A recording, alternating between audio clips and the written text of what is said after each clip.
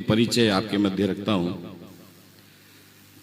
मेरे दाईं ओर श्रीमान नरेंद्र ठाकुर जी अपने अखिल भारतीय सह प्रचार प्रमुख हैं। आपका केंद्र दिल्ली है। श्रीमान प्रदीप जोशी जी, भाई साहब भी सह प्रचार प्रमुख अखिल भारतीय, भाई साहब का केंद्र चंडीगढ़ है। साथ में श्री केतन जी, भाई साहब माननीय सरकारवाजी के सहायक हैं। मंच का परिचय आपके साथ में शेयर करता हूं। मेरे एकदम बाईं ओर श्रीमान सुनील अंबेकर जी अखिल भारतीय प्रचार प्रमुख हैं। भाई साहब का केंद्र भाग्यनगर है। अभी हमसे जो वार्ता करेंगे अपने श्रीमान दत्तात्रेय जी होसवले, अपने सर कारवा हैं। भाई साहब का केंद्र दिल्ली है। आपसे वार्ता करेंगे।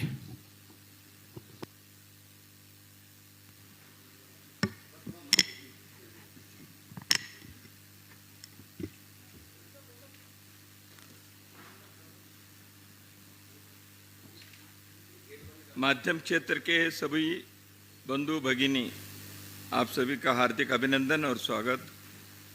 और दीपावली के पूर्व हम यहाँ हैं, इसलिए आने वाले दीपावली के हार्दिक शुभकामनाएं आपको और आपके परिवार के प्रत्येक सदस्य को राष्ट्रीय स्वयंसेवक संघ की ओर से हार्दिक शुभकामनाएं।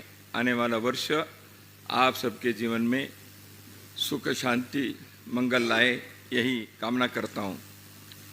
ब्रजभूमि में संघ के कार्यक्रम पहले भी होते रहे हैं। वृंदावन में हमारे प्रतिनिधि सभा बैठक हुई थी। विभाग प्रचारक और ऊपर के कार्यकर्ताओं के एक अखिल भारतीय सम्मेलन भी कुछ समय पूर्व वृंदावन में हुआ था। ऐसे ब्रजभूमि राष्ट्रीय स्वयंसेवक संघ के कार्य के लिए बहुत ही एक सहयोग के और हजारों कार्यकर्ताओं के निर्माण करने वाले यह भूमि है। पिछले 4 दिन से पूजनीय सरसंघ चालक जी और अन्य कार्यकर्ता, अखिल भारतीय स्तर के अधिकारी पदाधिकारी हम यहाँ हैं। 2 दिन अखिल भारतीय कार्यकारी मंडल के एक हमारे प्रशिक्षण वर्ग चलते हैं कुछ वर्ष के अंतराल में। इस वर्ष हमने सोचा इस बैठक के साथ ऐसे एक प्रशिक्षण वर्ग के हमने किया। संघ में हर स्तर के कार्यकर्ताओं के प्रशिक्षण होने की पद्धति परंपरा है। शाखा में आने वाले एक सामान्य विद्यार्थी स्वयंसेवक से लेकर संघ के हर जो समूह हैं, जिले के कार्यकर्ता है, प्रांत के हैं, प्रचारक हैं, गृहस्थी कार्यकर्ता हैं, तो ऐसे सब प्रकार के कार्यकर्ताओं के लिए भिन्न भिन्न अंतराल में, समय के अंतराल में हम प्रशिक्षण वर्ग करते हैं। क्योंकि संघ की एक पद्धति है व्यक्ति निर्माण, कार्यकर्ता निर्माण, तो इसलिए यह पद्धति जारी है। अखिल भारतीय स्तर के कार्यकर्ताओं के लिए भी प्रशिक्षण देते हैं। जो प्रशिक्षण के लिए जाते हैं उनका प्रशिक्षण भी आवश्यक है। संघ ऐसे एक कार्यकर्ता निर्माण के निरंतर प्रक्रिया जारी रखी। तो उसी सिलसिले में 2 दिन ऐसे प्रशिक्षण वर्ग अखिल भारतीय कार्यकारी मंडल के कार्यकर्ताओं के लिए भी हुआ। उसमें हम संघ के वैचारिक अधिष्ठान तो सब ये जानते ही हैं, वर्तमान संदर्भ में कार्य क्या क्या कैसे करना है, नए नए आयाम जुड़े हैं, हमारे मूल विचार के मूल अधिष्ठान के जो संगठन की पद्धतियां हैं उसको बरकरार रखें। नए लोग समाज से संघ में अलग अलग आयामों में जुड़ते जाते हैं, विभिन्न आयु वर्ग के भी जुड़ते हैं। तो इसलिए जो नए जुड़ते हैं उनके साथ संघ के विचार को कैसे संप्रेषित करना चाहिए, ये सारे हम वर्ग में प्रयत्न किए, चर्चा किए। कल और आज अखिल भारतीय कार्यकारी मंडल की बैठक हुई। इसमें कई विषयों की हमने चर्चा की। सर्वप्रथम मैं ये कहूँगा कि ब्रजभूमि में आए हैं तो आतिथ्य कम नहीं होता। तो यहाँ के कार्यकर्ताओं के भी स्नेह रहता है, समाज के लोग भी बढ़ चढ़कर सहयोग देना चाहते हैं। संघ तो ऐसे सभी कार्यक्रम को अपने स्वावलंबी ढंग से करता है, थोड़ा सादगी रहे ऐसे हमारा आग्रह रहता है। इसलिए यहाँ के कार्यकर्ताओं को हमको कहना पड़ा थोड़ा मिठाई वगैरह कम प्रकार रखी है। ज़्यादा खिलाने पिलाने की आदत देश भर में रहता है, ब्रज में ज़्यादा भी रहता है, तो हमने इसलिए थोड़ा सा सादा भोजन के आग्रह पहले दिन से किया है। फिर भी इन लोगों ने अपने आदत में थोड़ा थोड़ा बदल कर संघ की पद्धति से करने का प्रयत्न जरूर किया है। तो यहाँ हमने परसों यहाँ के प्रसिद्ध रास जो होता है उसका भी आनंद पूरे देश के लोग लिए।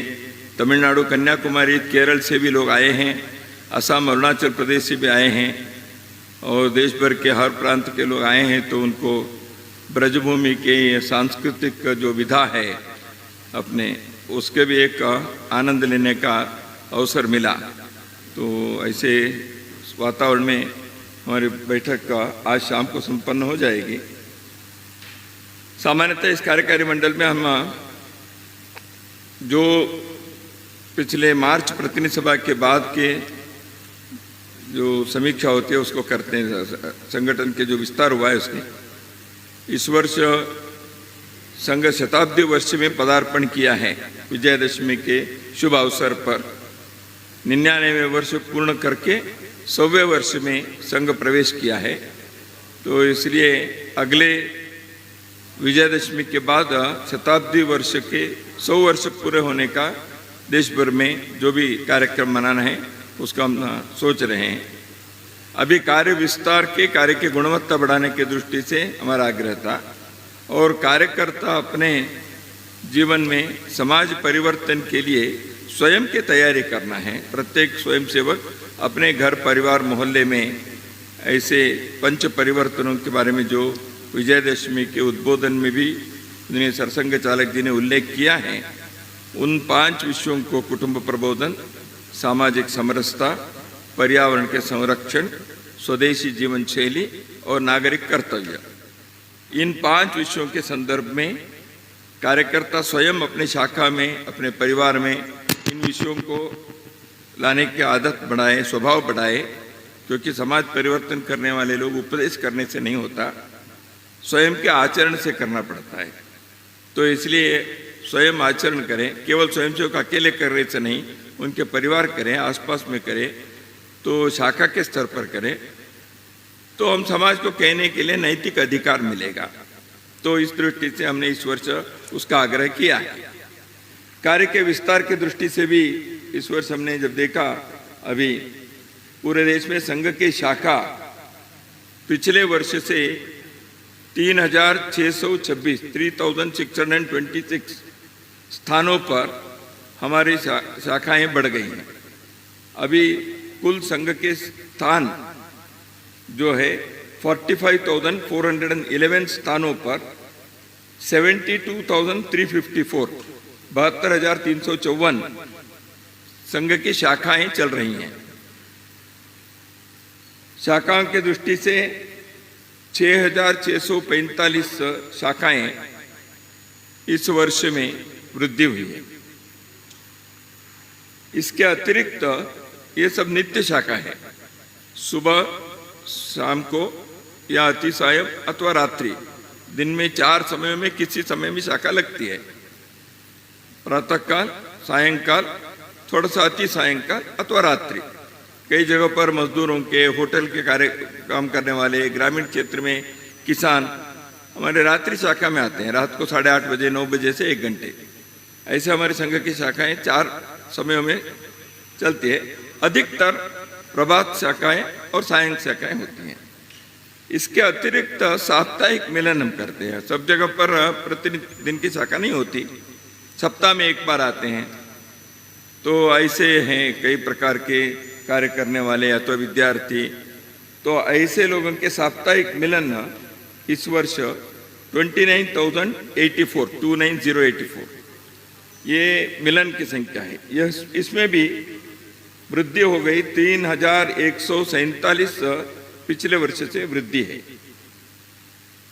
जहाँ शाखा नहीं लगती है वहाँ समाज के लोगों को जोड़कर कुछ संस्कार के, परिवर्तन के, कुछ बातें सकारात्मक दृष्टि से गांव इकट्ठे रहे, मोहल्ले बस्ती में, विशेष करके गांव में हम आपस में भाईचारा रखें, घर में संस्कार दें, नई पीढ़ी को घर के समाज अपने हिंदू संस्कृति को सिखाएं, मंदिर के, तालाब के, गांव के किसी न किसी दृष्टि से समसामूहिक दृष्टि से कार्य करें, ऐसे कुछ विचार को देते हैं। वो संघ की शाखा नहीं होती, वहाँ संघ की प्रार्थना, भगवा ध्वज लगाना भले ही नहीं होता, लेकिन ऐसे स्थानों पर हम समाज को तो पहुँचने के लिए प्रयत्न करते हैं।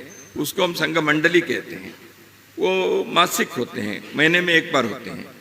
ऐसे 11,382 स्थानों पर हम मंडली चलाते हैं। इसमें भी 750 वृद्धि हुई है। तो कहने का तात्पर्य है नित्य शाखा, साप्ताहिक मिलन और मासिक, ये सब मिलकर अभी 1,01,438 1,01,438 इकाई बनती है। तो यह शताब्दी वर्ष की दृष्टि से हमारे लिए एक विशेष उपलब्धि है।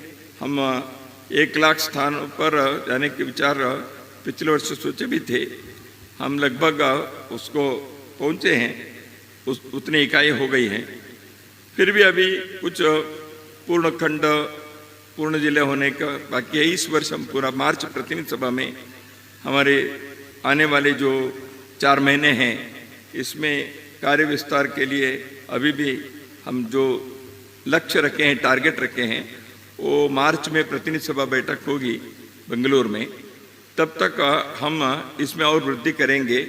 यह इस बैठक में प्रांत के लोगों ने जो प्रयत्न विचार किया है, इसके बारे में उन्होंने कहा, उसकी हमने चर्चा की, विश्लेषण किए।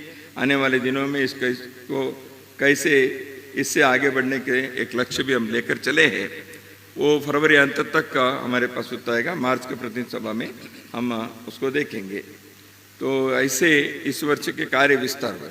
केवल कार्य विस्तार नहीं है, क्वांटिटी डेवलपमेंट नहीं, क्वालिटी डेवलपमेंट भी होना चाहिए। इसलिए कार्यकर्ताओं के गुणात्मकता के भी बहुत आयाम है, उसको विस्तार से मैं अभी नहीं बताऊंगा। शाखा के शारीरिक कार्यक्रम है, सेवा कार्यक्रम है, बौद्धिक दृष्टि से कार्यक्रम है, स्वयंसेवकों के गुण व्यवहार हैं। ऐसे कई प्रकार के क्वालिटी इंप्रूवमेंट भी कैसे कैसे होना चाहिए, वो भी हमारे एक आग्रह रहता है। उसका भी हमने इसमें यहाँ चर्चा की है। दूसरा एक मुख्य विषय, समाज के किसी भी कष्ट में, संकट में स्वयंसेवक तुरंत दौड़ता है। अच्छी बात है। आजकल समाज में बहुत सारे लोग और संस्थाएं भी, जब नए प्राकृतिक आपदा होती है, बहुत सारे लोग काम करते हैं। हम उनके साथ मिलकर भी काम करते हैं। स्वयंसेवक तो सदा इस विषय में जागरूक रहता है। पिछले दिनों में 4 ऐसे प्रमुख चीज़ों को मैं आपके सम्मुख केवल शेयर करना चाहता हूँ, साझा करना चाहता हूँ। पश्चिम बंगाल में तारकेश्वर नदी में बाढ़ आई जुलाई में। 25,000 परिवारों तक सहायता करने का कार्य स्वयंसेवकों ने किया। किसी को जान बचाना है, कहीं किसी के मकान खोया, कहीं आहार पहुंचाना है, ऐसे फूड पैकेट पहुंचाना है, कपड़े पहुंचाना है। ऐसे 25,000 परिवारों तक सहायता की। उड़ीसा में पुरी में बाढ़ आई, 40,000 परिवारों को सहायता की। साइक्लोन आया, अभी भी चक्रवात चल रहा है, दाना साइक्लोन का, उसी में भी कार्य चल रहा है। 20 खंडों में 1000 स्वयंसेवक इस चक्रवात के संदर्भ में कार्य किए। वायनाड केरल में लैंडस्लाइड हुआ जुलाई में। लैंडस्लाइड होने के अनुभव यहाँ के लोगों को शायद नहीं है, मैं उसी क्षेत्र से आता हूँ इसलिए मैं बताऊँगा। जो पहाड़ रहता है वो एकदम बारिश के दिनों में पूरा मिट्टी नीचे आ जाता है, पहाड़ के, तो गांव के गांव उसमें धंस जाते हैं। वायनाड में हुआ इस बार। तुरंत 1000 कार्यकर्ता वहाँ जुटे। राष्ट्रीय सेवा भारती केरल के द्वारा भोजन के, स्वास्थ्य के दृष्टि से करना ये सब किए। वहाँ मुस्लिम परिवार, हिंदू परिवार दोनों थे। सबके लिए समान रूप से सेवा कार्य करने का कार्य केरल के हमारे कार्यकर्ताओं ने 1000 कार्यकर्ता से अधिक लोग वहाँ के, वो पहाड़ के क्षेत्र है और उस क्षेत्र में ये कार्य जो किया, मुस्लिम बंधुओं के जिनके मृत्यु हो गई थी, मुस्लिम परिवार से उनके अंतिम संस्कार के लिए उनके पद्धति के अनुसार करने के, उनको जो जिनको करना था, ऐसे लोगों की हमने सहायता की। करना तो उनको ही था क्योंकि वहाँ पद्धति ऐसे रहती है। हिंदू परिवारों के 66 मृतक व्यक्तियों के अंतिम संस्कार संघ के स्वयंसेवकों ने किया। गुजरात के वडोदरा में बाढ़ आई, 81 बस्ती में भोजन पैकेट, पेयजल, दवा ऐसे करने का कार्य किया। सोमनाथ, जामनगर तथा द्वारका में भी अतिवृष्टि के कारण नुकसान हुए, उस समय भी संघ के स्वयंसेवकों ने कई प्रकार के सेवा कार्य किया। तो ऐसे इन सारे विषयों को यहाँ हमने विचार किया। देवी अहिल्याबाई होलकर एक अत्यंत कुशल शासक, आजकल गुड गवर्नेंस की बात बहुत होती है। 300 साल पहले देवी अहिल्याबाई ने महेश्वर केंद्र से मालवा में, मध्य प्रदेश में, इंदौर के पास उनकी राजधानी थी, उन्होंने जो कार्य किया वह अद्भुत है। उन्होंने सामाजिक जागृति, धर्म श्रद्धा, धर्म केंद्रों की रक्षा, पुनरुद्धार, जीर्णोद्धार और कृषि व्यवसाय के लिए समर्थन, शिक्षा और स्वास्थ्य के बारे में चिंता और ग्राम के पुनरुद्धार और कई जगह पर उन्होंने जो कार्य किया है, कुशल एक प्रशासक के नाते उनके परिचय कई लोगों के ठीक से नहीं है। उन्होंने मंदिरों के जीर्णोद्धार काशी में भी किया, दक्षिण में गोकर्ण में भी किया, दूर दूर स्थानों तक उनके नाम हैं, लेकिन कुशल शासक भी थी। उस दृष्टि से उनके 300 वर्ष के कार्यक्रम को, अभी तक जो कार्यक्रम हुए हैं, लगभग 1300 कार्यक्रम हुए हैं, लगभग 2 लाख लोग, 1,96,000 लोग उसमें सहभागी हुए हैं। एक संदेश इससे देना चाहते हैं। रानी अहिल्याबाई ने लोकमाता पुण्य श्लोका करके उनके प्रसिद्धि हैं। अपने देश में 300 साल पहले भी एक महिला प्रशासक जिस प्रकार जनता के लिए कार्य करना और स्टेट पावर, राज्य की शक्ति जनता के हर आयाम को कैसे छू सकता है, और आज भी 300 साल के बाद भी वहाँ के परिवार, और बिहार में अभी अभी एक घटना हुई, वहाँ जो लोग राजस्थान से 300 साल पहले कुछ परिवारों को वहाँ ले गई रानी, आज भी वो याद करते हैं। हमको यहाँ मंदिर बनाने के लिए रानी लाई, उनको बसाया, उनके रक्षा की व्यवस्था की। आज भी वहाँ के लोग याद करते हैं, हम उस परिवार के हैं ऐसे। यानी कहने का तात्पर्य है कि अखिल भारतीय दृष्टि रखकर केवल मेरे राज्य के चिंता ऐसे उन्होंने कभी नहीं किया। ये एक संदेश इस कार्यक्रम से हम देना चाहते हैं। भारत के एक लोकप्रिय प्रशासक के क्या उदाहरण हो सकता है। राम राज्य के किसी युग के बारे में लोग कहते हैं, आज भी उस प्रकार के करने का 300 साल पहले उन्होंने जो किया वो एक प्रेरक उदाहरण है, इसलिए हमने इस कार्यक्रम को लिया है। तो अभी आने वाले दिनों में जो शताब्दी वर्ष कार्यक्रम है उसको हम पंच परिवर्तन के आग्रह को करेंगे, और विजयदशमी उद्बोधन में पूजनीय सरसंघ चालक जी ने कई विषयों को स्पर्श किया था, कुछ विषयों को समाज के सामने लाया देश के अंदर के चुनौतियों के संदर्भ में। तो हमने एक सत्र में यहाँ चर्चा भी की है। वर्तमान परिस्थिति में समाज को भी अपनी दृष्टि से एकता बनाए रखने के लिए, सुरक्षा के लिए अपनी भूमिका निभानी चाहिए। शासन प्रशासन जो करेंगे उसके लिए भी योग्य रूप से वहाँ विषय पहुँचाना चाहिए। अब ड्रग्स लेते हैं नौजवान, ड्रग्स आने के रोकना शासन के काम है, लेकिन नौजवान उसके प्रति आकर्षित ना हो, उसके शिकार ना बने, ये घर घर के संस्कार भी होना चाहिए, समाज में भी उसके लिए एक वातावरण बनना चाहिए। तो इसलिए संस्कार देने का काम संघ जैसे सामाजिक अभियान का है, तो इसको हम आग्रहपूर्वक करते हैं। ऐसे समाज में समरसता लाना सामाजिक कार्य है। जो लोग पिछड़ गए हैं उनके लिए प्रावधान करके उनके लिए शिक्षा के, नौकरी की गारंटी करना ये शासन का काम है। तो इसलिए दोनों काम साथ साथ चलने पड़ते हैं।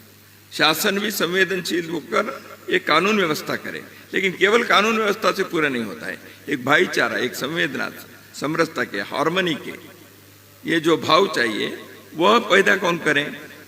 राष्ट्रीय स्वयंसेवक संघ का आग्रह इस पर है। तो इसलिए वो शिक्षा स्वास्थ्य की व्यवस्था ठीक से हो, लेकिन समाज के अंदर ये होने के बाद भी आपस में हम एक समाज के हैं, ऐसे आचरण व्यवहार इस प्रकार के समरसता के ये करने के प्रयत्न संघ करता है। और टेक्नोलॉजी तो अच्छे हैं, लेकिन टेक्नोलॉजी के डिवाइसेस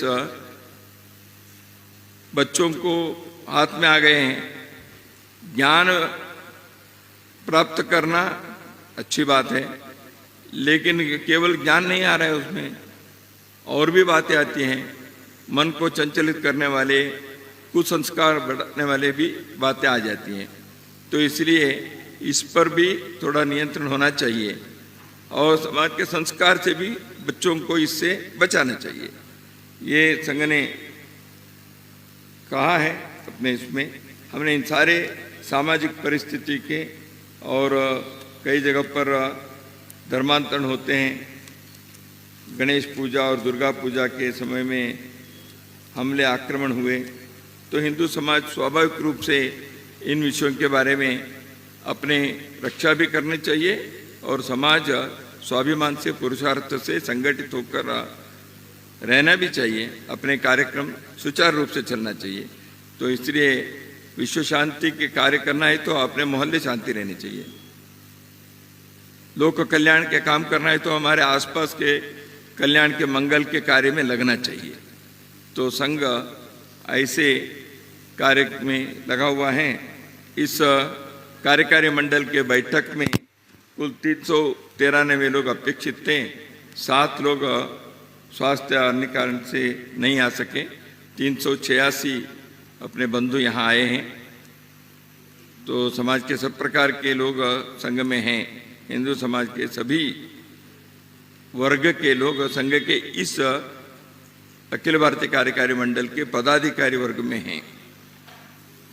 तो ऐसे एक समाज के प्रातिनिधिक अखिल भारतीय कार्यकारी मंडल, इन विषयों की चर्चा हमने की है। आने वाले दिनों में इन विषयों को अमल में लाने के लिए कार्य के विस्तार, गुणवत्ता, परिवर्तन, समाज के अंदर सब प्रकार के जो चुनौती हैं, उन चुनौतियों को सामना करने के लिए समाज के सिद्धता, सन्नद्धता, यह हमने विचार किया है। आने वाले 4-5 महीने जो प्रतिनिधि सभा तक हमने कुछ कार्य के दिशा तय किए हैं। प्रतिनिधि सभा में फिर हम मिलने वाले हैं, आगे के कार्यक्रम के बारे में वहाँ तय करेंगे। आप सभी लोग अपने इस आयोजन के लिए सब प्रकार के सहयोग आपने दिया है माध्यम क्षेत्र में, इसलिए मैं हृदय से राष्ट्रीय स्वयंसेवक संघ की ओर से आप सबका धन्यवाद भी देता हूं। आपको कुछ पूछना है तो।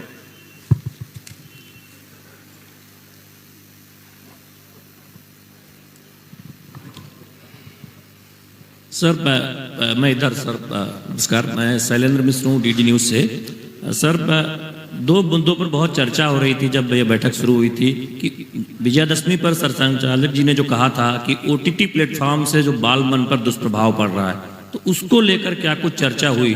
और जब हाल ही में जब बांग्लादेश में जिस तरह की तस्वीरें जब आई थी और एक समाज को संगठित करने की बात कही गई थी, तो उसको लेकर आपने कहा कि सरकार जो संवेदनशील है वो तो अपनी भूमिका निभाती है, समाज को भी भूमिका निभानी चाहिए। तो उसका थोड़ा सा विस्तार से बताएं, क्या चर्चा हुई?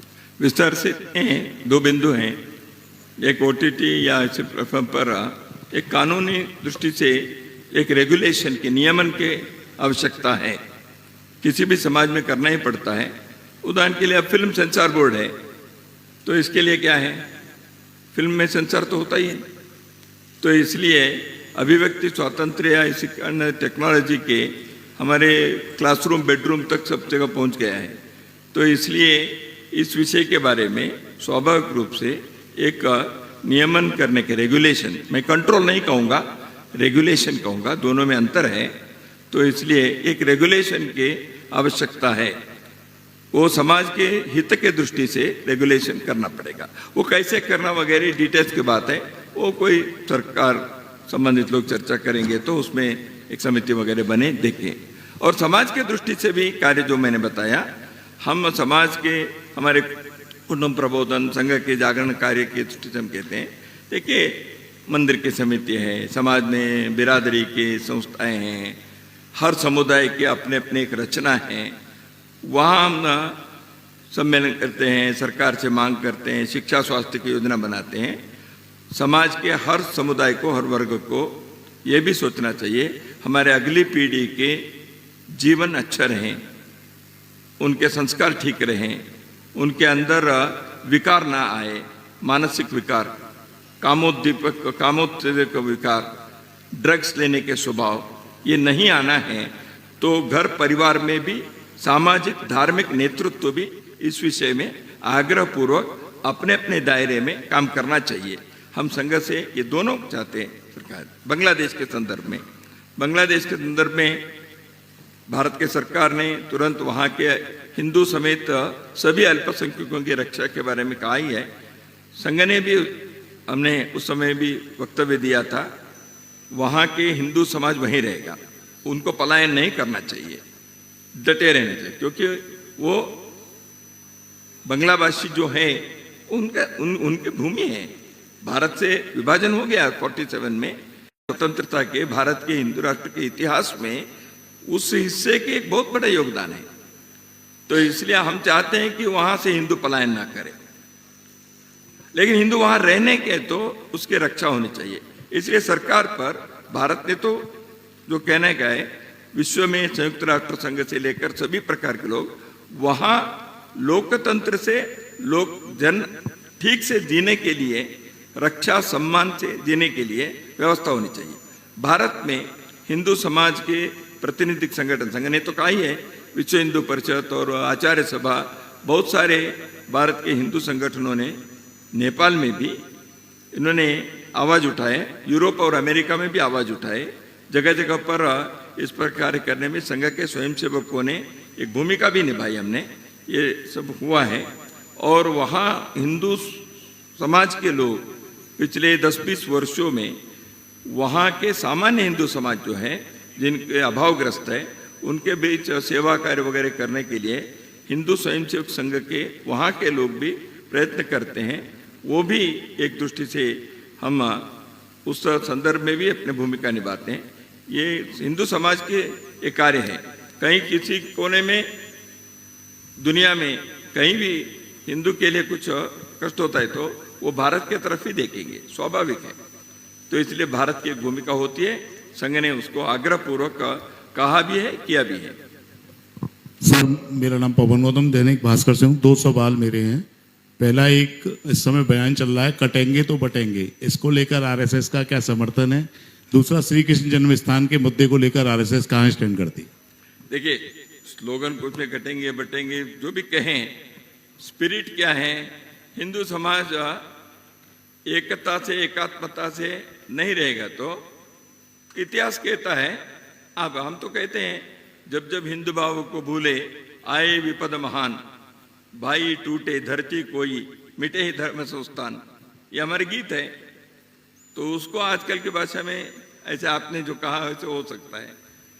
तो मुद्दा क्या है? स्पिरिट यही है, समाज की एकता, एकात्मता। हम जाति, भाषा, प्रांत के अगड़ा पिछड़ा भेद से हम करेंगे तो हम कटेंगे। तो इसलिए एकता आवश्यक है किसी भी राष्ट्र के, राष्ट्रीय एकता। दूसरी बात यह है कि हम ऐसे बनाए रहे तो समाज में इसके लिए केवल एक उपदेश से होता तो अब तक हो जाता, प्रयत्न करना पड़ता है, उसके लिए आचरण में लाना है। अच्छी बात है, आज बहुत सारे धार्मिक और बाकी क्षेत्र के लोग इसको अनुभव से समझ रहे हैं और उसका स्वागत भी कर रहे हैं। इसलिए हिंदू समाज की एकता ये संघ के जीवन व्रत है। हम इसका आग्रहपूर्वक कहेंगे और उसके लिए करेंगे भी। और हिंदू एकता लोक कल्याण के लिए है। हिंदू सबके लिए सुख प्रदान करेगा, दुनिया में किसी भी देश के संकट के लिए। तो इसलिए हिंदू एकता आवश्यक है, अपने को भी बनाए रखना, बचाए रखना और दुनिया को भी मंगल करना। इसलिए हम हिंदू एकता चाहते हैं, इसमें कोई दो मत नहीं, दो राय नहीं। और हिंदुओं को तोड़ने के लिए शक्तियां काम करती है, तो उससे आगाह करना पड़ता है, उसके लिए सावधानी रखनी पड़ती है।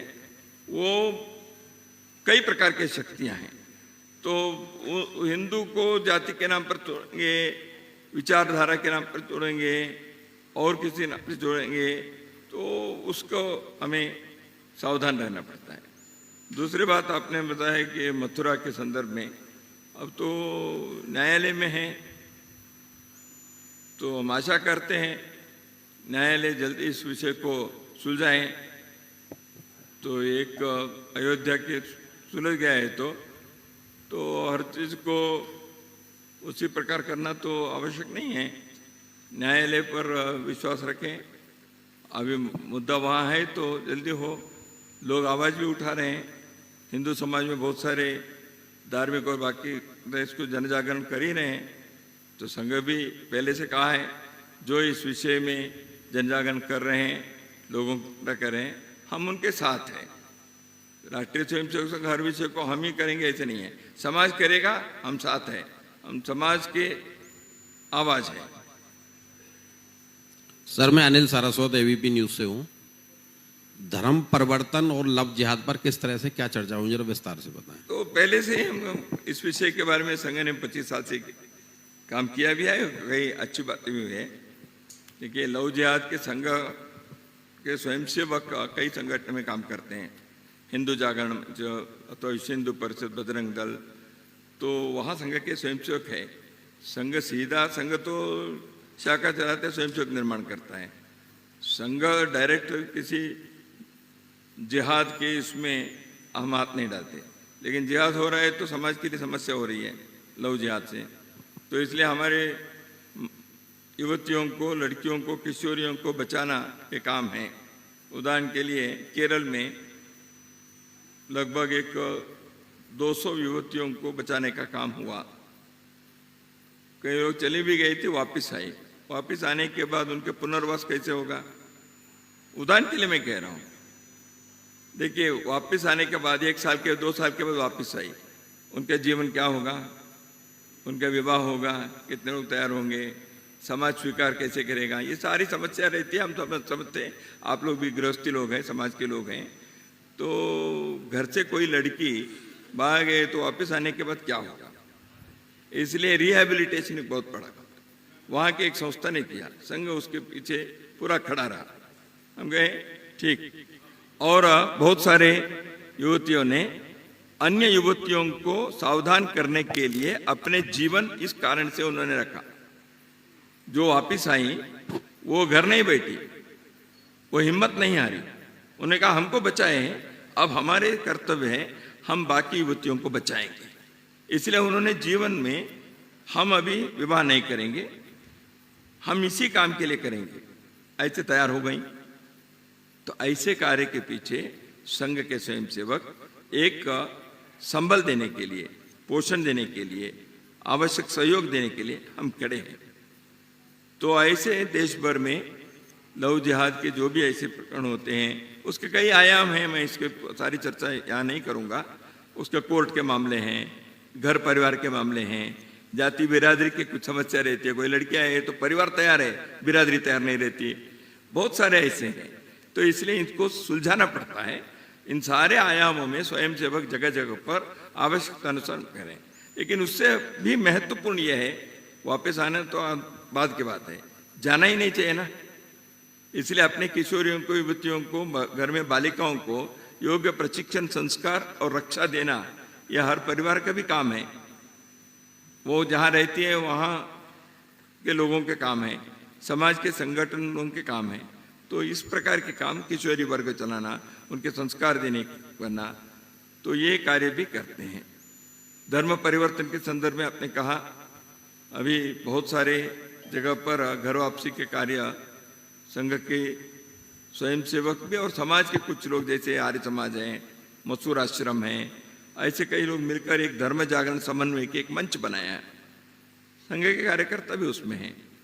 तो हम मिलकर धर्म जागरण में जाने वाले, मतांतरित होने वालों को बचाना है, मतांतरित होने वालों को वापस लाना है, ऐसे उनका कार्य चलता है।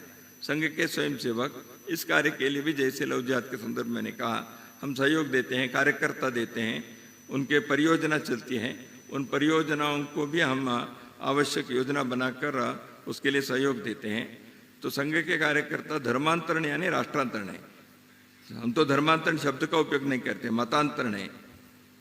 तो ये मतांतरण जो होता है ये राष्ट्रांतरण होता है। तो राष्ट्र से भी वो कट जाता है, यहाँ के संस्कृति कट जाते हैं। और मतांतरण के बारे में महात्मा गांधी जी और विवेकानंद दोनों ने अत्यंत उग्रता से हिंदू समाज के सावधानी के लिए उन्होंने कहा है। हम उनके ही उस वाक्यों की प्रेरणा चाहते हैं। डॉक्टर बाबा साहेब अम्बेडकर ने भी कहा है मतांतरण के विरुद्ध में। तो इसलिए इन विषयों को समाज के बीच लाना भी चाहिए। तो मतांतरण रोकना एक बात है, घर वापसी दूसरी बात है, दोनों चलते हैं। समाज के आचरण भी ठीक होना चाहिए। देखिए, कई बार क्या कहते हैं, गरीबी है, समाज में अस्पृश्यता, छुआछूत है, इस कारण से होता है। कुछ जगह पर है भी, मैं इसको नकारता नहीं, हो भी सकता है। इसलिए हिंदू समाज के काम भी बनता है। हम अपने भाई बहनों से समानता के, सौहार्द के, सामंजस्य के आचरण करें और अपने समाज के लोगों के, बंधुओं के संवेदनशीलता से उनकी शिक्षा, स्वास्थ्य, स्वावलंबन के व्यवस्था करें। इसलिए सेवा बस्तियों में, सीमा क्षेत्र में, जनजाति क्षेत्र में जहाँ गरीबी है, अभावग्रस्त लोग हैं, उनके बीच सेवा कार्य करते। समाज आपके साथ है, आपको धर्म छोड़ने की आवश्यकता नहीं है। ये कार्य भी हमको करना पड़ता है, वो भी हम करते हैं। मधुकर चतुर्वेदी, स्वदेश से। भाई साहब, ये पंच प्रवर्तन में पहले से पंच प्रवर्तन से पहले ही सामाजिक समरसता और पर्यावरण की गतिविधि चल रही थी। तो ये पंच प्रवर्तन में इन तीन विषयों को अलग से जोड़ के जो तैयार करा है, एक तो इसके बारे में बताइएगा। और सरसंघ चालक जी ने पिछले वर्ष ये बोला था कि स्व का जागरण करने के लिए समाज के अनुरूप, उसके अनुरूप समाज का निर्माण करना पड़ेगा। तो उसमें स्वयंसेवकों की भूमिका क्या रहने वाली है?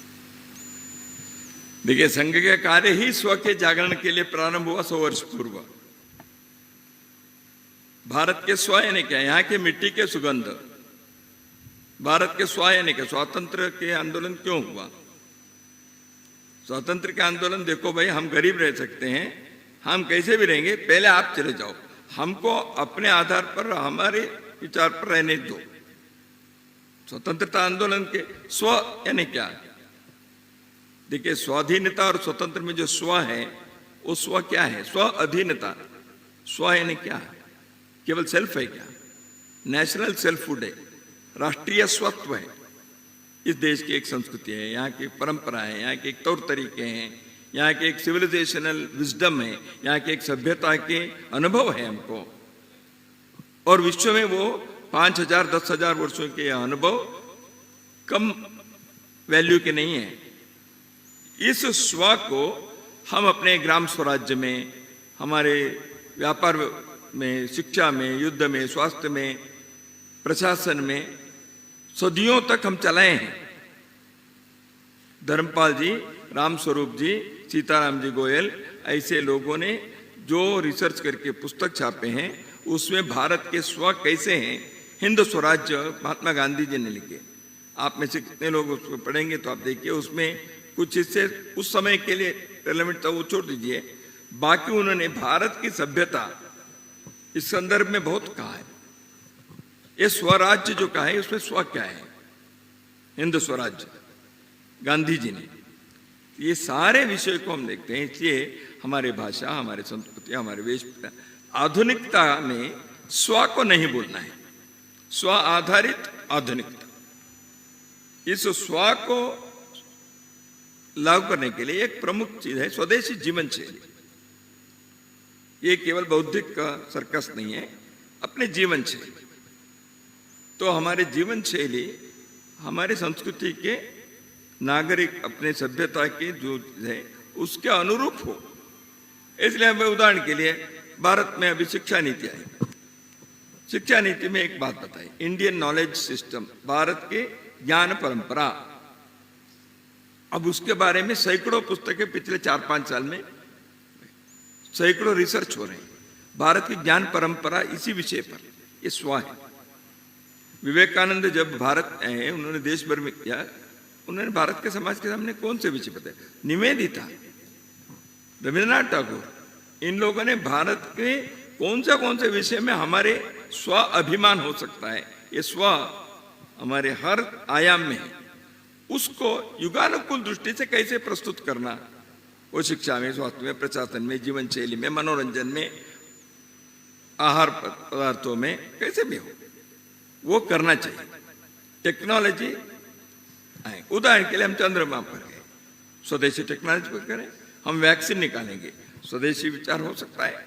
हम व्यापार व्यवहार करें, स्वदेशी विचार हो सकता है। हम कृषि के करें, हमारे देश की एक कृषि की परंपरा है, हाँ उसको हम आधुनिकता मॉडर्नाइज करना चाहिए। हर युग में हुआ है, इसी को हम स्व कहते हैं। संघ के विचार इसी पर आधारित है। स्वदेशी अभियान, स्वदेशी आंदोलन भी इसी प्रकार के। सर मोहित, टाइम्स नाउ से सर इस टाइम सर देश में एक बड़ा मुद्दा चल रहा है वक्फ अमेंडमेंट बिल को लेके जेपीसी बनाई है, लेकिन जेपीसी की हर मीटिंग में सर जिस प्रकार से विरोध होता है अपोजिशन का, वो सरकार पे हमलावर हैं। कल ही सर कर्नाटक से एक केस आया कि एक पूरे गांव में एक डिस्ट्रिक्ट पे जो है वक्फ बोर्ड ने दावा कर दिया है और किसान वहां पे धरने पे बैठ गए हैं। सर कैसे देखते सर पूरे मुद्दे को, क्या होगा? जेपीसी ने किया है। अभी सरकार अगले सत्र में आने वाले इस वर्ष के 2 अधिवेशन जो भी होंगे लोकसभा के, संसद के, उसमें करने के उनके विचार होगा ही, स्वाभाविक है। जॉइंट पार्लियामेंट्री कमेटी उसके अपने रिपोर्ट देंगे। जॉइंट पार्लियामेंट्री कमेटी के सामने बहुत समाज के सब प्रकार के लोग गए हैं। वक्फ लैंड जो से आपने कहा पूरे गांव को वक्फ में घोषित कर दिया। देखिए 2013 तक का इसमें विशेष समस्या नहीं थी। 91 में एक बार हुआ, 2013 में अमेंडमेंट किए। जो अमेंडमेंट किए वो वक्फ पर पूरा अधिकार दे दिया, अनक्वेश्चनेबल हो गया। डीएम भी कुछ नहीं कर सकते। भारत के सरकार के, भारत के स्वतंत्र देश के अंदर एक स्वतंत्र इकाई हो गई, वक्फ जो कहेगा वही हो गया। ये अमेंडमेंट जो 2003 में यूपीए सरकार के समय हुआ, ये बहुत, देखिए उन दिनों में बहुत सारे ऐसे हुए थे। 2013 में मैंने 13 ही कहा, वही तो 2013 में किया। मैं आपको और एक याद दिलाता हूँ, टारगेटेड वायलेंस के बारे में नेशनल एडवाइजरी काउंसिल उस समय के, उन्होंने एक विधेयक लाया था, एक बिल लाए थे। वो क्या था? ये सारे कुछ चीज़ों को सोचकर एक विशेष साजिश के तहत, योजना के तहत ये विचार एक के बाद एक आने का प्रयत्न हुआ था। ऐसे नहीं कि ये कोई अचानक कुछ हुआ, तो उसको अभी ठीक करना ही पड़ेगा। बाकी तो नहीं, ये हिंदू मुसलमान का नहीं, मुसलमानों में बहुत सारे मुस्लिम जेपीसी के सामने अपने विचार है कि हमारी समस्या हो रही है। ऐसे मुस्लिमों के अंदर कई समुदाय वक्फ के ज्यादती से, वक्फ के शोषण से, वक्फ के अन्याय से वो त्रस्त हैं, इसलिए वो भी इस विषय के कह रहे हैं। मैं अभी परसों हमारे बंधु कह रहे थे, मीडिया में ही आया था, कर्नाटक सरकार में, वहाँ तो अभी कांग्रेस सरकार है, वहाँ के सरकार के एक मंत्री और 4 एमएलए, उनके घर पे बाकी सब कांग्रेस के ही कार्यकर्ता आकर क्या क्या हुआ है इसको आप विरोध मत करिए, अमेंडमेंट होने दीजिए, ऐसे कहा है, मीडिया में ही आया है। तो इसलिए ये देखिए, किसी एक पार्टी अथवा 2 समुदाय ऐसे नहीं है, ये एक अन्याय की चीज़ हुआ है। तो इसलिए वक्फ के जो भी रचना बनी, किस कारण से बनी, वो तो इतिहास है, मैं उस पर नहीं जाऊँगा अभी। तो इसलिए उसके जो अमेंडमेंट के विचार आया है, ठीक है, जब जेपीसी सोचकर जो बनाएंगे, अभी जेपीसी के सामने है, देश के जो भावना और आवाज़ है, उसके अनुरूप इसमें आवश्यक संशोधन करना है, उसको और क्या करना है देखना ही पड़ेगा। हाँ, दो। मैं दिलीप चतुर्वेदी हिंदुस्तान से। हाँ जी, दिलीप चतुर्वेदी हिंदुस्तान से। मेरे दो सवाल हैं। एक तो अभी योगी जी आए थे, 2 घंटे चर्चा हुई भागवत जी से।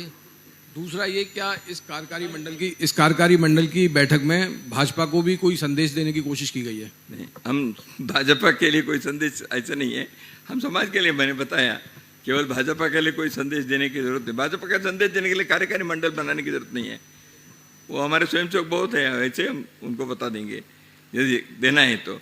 हम संदेश सबको देने, केवल भाजपा को नहीं, कांग्रेस में रहने वाले कुटुंब प्रबोधन उनके घर के लिए भी चाहिए, वामपंथी लोगों के लिए भी चाहिए, वहाँ भी सब चाहिए। इसलिए हमारे कोई किसी एक पार्टी के लिए मैसेज देने के लिए हमारे कार्यकारी मंडल नहीं है। दूसरी बात ऐसे है कि माननीय मुख्यमंत्री योगी जी यहाँ आए थे, 2 घंटे चर्चा नहीं हुई, चर्चा तो आधा घंटे पौन घंटे हुई, बाकी समय ऐसे बाकी बातें हुई, उन्होंने भोजन किया। एक है अखिल भारतीय कार्यकारी मंडल, देश भर से लोग आए हैं अभी, तो मुख्यमंत्री जी ने, देखो भाई हमारे प्रांत में आए हैं, इस राज्य में, तो इसलिए हमें ऐसे आयोजन है, तो मैं आप सबका एक बार स्वागत करता हूँ। आए थे, उन्होंने अखिल भारतीय पदाधिकारी सबके साथ बैठे भी थे। मुख्य रूप से आने वाले जो कुंभ हैं प्रयागराज में, उस कुंभ के पिछले कुंभ जो हुआ था उसके बहुत प्रशंसा हुई थी, बहुत अच्छा है। उन्होंने कहा हम तो 1 साल ही हुआ था सत्ता में आकर, अभी हम तो अनुभव भी आ गया प्रशासन के भी और कुंभ के आयोजन के भी, इसलिए अभी इस कुंभ को पिछले से भी अधिक सार्थक और यशस्वी बनाने के लिए योजना ऐसे बनाए हैं। ऐसे उन्होंने कुछ सामान्यतः जो प्रस्तावित योजना है उसके बारे में सभी हमारे पदाधिकारियों के सामने बताया। उन्होंने एक हमारे सामने विशेष रूप से अनुरोध किया मुख्यमंत्री योगी जी ने, देखिए देश भर के लोग आने चाहिए, कई प्रकार के हमारे हिंदू समाज के अन्य अन्य समुदाय जो है उनमें से कई लोग कुछ वर्षों से, समझो 100 वर्षों से, 50 वर्षों से उनको किसी ने बुलाया नहीं होगा, क्योंकि वो कम आते हैं। तो इसलिए ऐसे जो धार्मिक नेतृत्व है, दक्षिण भारत में लिंगायत ईर्षेव है या और कहीं दूसरे प्रकार के हैं, वो सभी लोग आना चाहिए। ये कुंभ ऐसे एक है, इसलिए उन सब के आप भी अपने संपर्क से उन लोगों को निमंत्रण देने के लिए हम सरकार यहाँ उन सबका स्वागत करते हैं। क्रमांक 1, समाज के सभी वर्ग आना चाहिए। तो इसलिए जनजाति क्षेत्र के बहुत सारे प्रमुख हैं, जनजाति क्षेत्र के भी धार्मिक का नेतृत्व है, आए सामाजिक नेतृत्व भी आए। तो इस दृष्टि से इसमें आपके सहायता चाहिए। तीसरा उन्होंने एक विचार बताया, वो है कि कुंभ धार्मिक आयोजन तो है ही, एक सांस्कृतिक आयोजन है, केवल धार्मिक नहीं। पूरे देश की राष्ट्रीय एकात्मता के एक दर्शाने वाले अद्भुत अपने देश के एक आयोजन है, सांस्कृतिक दृष्टि से, राष्ट्रीय एकात्मता की दृष्टि से। तो इसमें गंगा के अविरल निर्मल रहने चाहिए, गंगा जी के तट पर होता है, इसलिए वो एक कार्यक्रम है। तो इसको साल भर चलना चाहिए, केवल कुंभ में करने से नहीं होगा। और एक है, उन्होंने कहा कि एक विचार के संदेश भी जाना चाहिए। तो बातचीत में एक उल्लेख आया, जैसे आपने पंच परिवर्तन के लिया है, समरसता के, पर्यावरण के संरक्षण के, ऐसे कुछ विचार यहाँ आने वाले लोगों तक पहुँचना चाहिए। पिछले बार ऐसे वैचारिक कुंभ बनाए थे, ऐसे कुछ आयोजन करना ये सोच रहे हैं, आपका सहयोग चाहिए, ऐसे उन्होंने कहा। सरकार सोचेगी, तो हमने कहा ऐसे किसी भी विषय के बारे में संघ के स्वयंसेवक सहयोग करेंगे ही। तो इसके उन्होंने तैयारी क्या है ये बताया। कुंभ के बारे में ये 3 बातें विशेष रूप से उन्हें कहकर संघ के सहयोग की आशा व्यक्त की। हमने सरसंघ चालक जी ने, मैं, हमने कहा है संघ इस प्रकार के कोई भी सहयोग के अपेक्षा जहाँ है वहाँ हम करते हैं, देश के अन्य भागों में भी किया है, पहले भी किया है, अभी भी करेंगे। उसकी चर्चा हुई, आधा पौन घंटे इसकी चर्चा हुई। बाकी समय थोड़ा सा अन्य प्रांतों से आए हुए लोगों से उन्होंने बात की, थोड़ा सा पुराने परिचय भी कई लोगों से हैं, अनौपचारिक। दत्ता जी नमस्कार, मेरा नाम जतिन है। दत्ता जी नमस्कार, मेरा नाम जतिन है, इकोनॉमिक टाइम्स पेपर से। ये बहुत समय तक हम ये सुनते थे कि संघ और संघ के अनुसांगिक संगठन भाजपा में कुछ खींचतान है। 24 में कुछ जो भाजपा के अध्यक्ष का बयान आया, उसके बाद कहा गया कि फैमिली मैटर है, फैमिली में रिजॉल्व कर लिया जाएगा। तो वो कुछ इम्प्रूव हुआ, क्योंकि हरियाणा के चुनाव में देखा गया कि संघ के कार्यकर्ता बहुत जमीन पर थे, जिसका बीजेपी को लाभ भी दिखा, और ऐसा ही महाराष्ट्र में भी है। फैमिली मैटर को सार्वजनिक करना है क्या?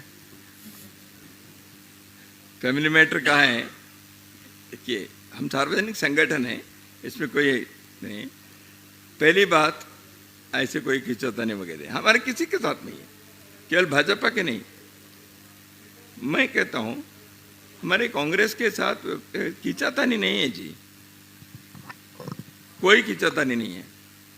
हम सभी से मिलते हैं, हमारे स्वयंसेवक संघ के प्रांत संघ चालक, कार्यवाह, हमारे पदाधिकारी लोग समाज के सब लोगों से मिलते हैं। मैं साल भर में मिलता हूँ, अन्य पार्टी के लोगों से मिलता हूँ। वो पार्टी के नेतृत्व है, समाज के एक प्रमुख व्यक्ति है। हम उद्योगपति से मिलते हैं, पत्रकार के आपके संपादकों से मैं मिलता हूँ, जनजाति क्षेत्र के लोगों से मिलते हैं, वैज्ञानिकों से मिलते हैं। ऐसे हम समाज जीवन के विभिन्न पार्टी के नेताओं से भी हम मिलते हैं। हम चाहते हैं कि समाज में वैमनस्य, नफरत क्यों चाहिए भैया? मेरा इतना ही कहे हैं, आप नफरत के बाजार में मोहब्बत की दुकान चलाना चाहते हो, हमसे मिलना नहीं चाहते हैं। हम तो मिलना चाहते हैं जी, सबसे मिलना चाहते हैं, तो सभी से मिलते हैं। हम किसी को, देखो, संघ के लोग सबसे मिलते हैं। मैं आपको किसका हम एक साल में मिलते कहेंगे तो वो न्यूज़ बन जाएगा। हाँ? नहीं, देखिए, मेरा कहना इतना ही है, कोई ऐसे नहीं है, खींचातानी नहीं है, कोई संघ के वगैरह वो सब ऐसे नहीं है। उनके स्पिरिट को भी हमने समझा है।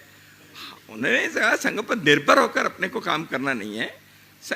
हर संगठन अपने ताकत बढ़ानी चाहिए। संघ को ठेका दे दिया, आप इलेक्शन का काम करो, ऐसा हम करें। वो कहते समय उन्होंने कहा होगा हमको, कोई हमें कोई कहा लगा ही नहीं। हमारे एक भाई ने कहा, हमको कुछ कहा, हमको कुछ लगा ही नहीं है। हम उसके बाद में भी उनके घर जाकर भोजन किए हैं। देखिए, कोई खींचातानी नहीं है। मैं आपको बताता हूँ, संघ ऐसे खींचातानी वगैरह वगैरह नहीं करता है। हमको कोई भी कहीं छोटा मोटा हुआ तो मलम पट्टी लगाना कैसे हमको मालूम है। संघ में वही नहीं तो मलम पट्टी क्यों लगाए? एक दूसरी बात यह है कि संघ को व्यक्तिगत तौर पर, संगठन के तौर पर हमारे कोई स्वार्थ नहीं है। ये नहीं हुआ तो ये करेंगे, वो हुआ तो वो करेंगे, हमको नहीं है। हमको राष्ट्र की सुख शांति और राष्ट्र के कल्याण आवश्यक है। इसके जो काम जो उसके लिए तैयार है, किसी भी प्रकार से, वो राजनीति में हो, धार्मिक हो, सेवा में हो और किसी में हो, हम उनसे मिलते हैं। हमें सार्वजनिक क्षेत्र में किसी भी प्रकार की अस्पृश्यता नहीं।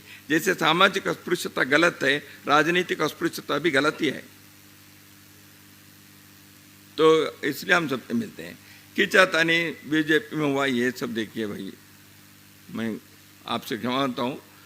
मीडिया के लोग, आप लोगों ने लिखा है, हमारे यहाँ ऐसे कुछ नहीं हुआ है, कोई खींचातानी नहीं थी। हमारे कार्यकर्ता पहले से है ऐसे, हम लोग अंदर का इसको पढ़कर हमको अरे हंसी आती है, ऐसे हुआ ही नहीं है, ऐसे हम 1 मिनट में उसको ये कर देते हैं, दूसरे मिनट में हम तैयार रहते हैं। हमको कोई समस्या नहीं होती। संघ की मिट्टी अलग है जी, आप लोग आइए, जन्म में आ जाएगा। बहुत बहुत धन्यवाद, आप लोग आनंद से ये सारे किए, बहुत अच्छा, आप लोग आए। नमस्कार, आते रहिए।